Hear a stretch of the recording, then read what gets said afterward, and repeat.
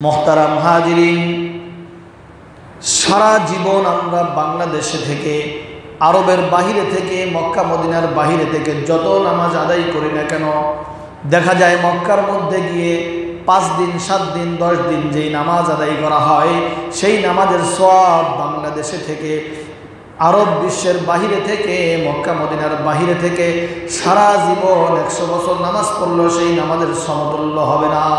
সুবহানাল্লাহ।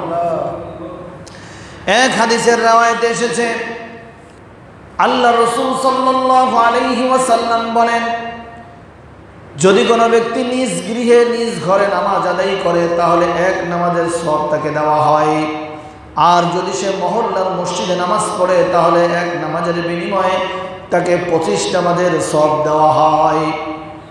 আর যদি সে জুমার মসজিদে নামাজ আদায় করে তাহলে তাকে 500 নামাজ আদায় করার সওয়াব দেওয়া হয়। আর যদি সে বাইতুল আকসায়, ফিলিস্তিনের প্রথম কেবলায় গিয়ে নামাজ আদায় করে তাহলে তাকে 1 নামাজের বিনিময়ে 1000 নামাজের সওয়াব দেওয়া হয়। আর বিশ্বনবী সাল্লাল্লাহু আলাইহি ওয়াসাল্লাম বলেন, আমার মসজিদে নববীতে যদি কেউ নামাজ আদায় করে তাহলে 50,000 নামাজের সওয়াব দেওয়া হবে। সুবহানাল্লাহ। আর আল্লাহর ঘর বাইতুল্লাহ যদি কেউ নামাজ আদায় করে তাহলে 1 নামাজে 1 লক্ষ নামাজের সওয়াব তাকে দান করা হবে। বলুন না সুবহানাল্লাহ।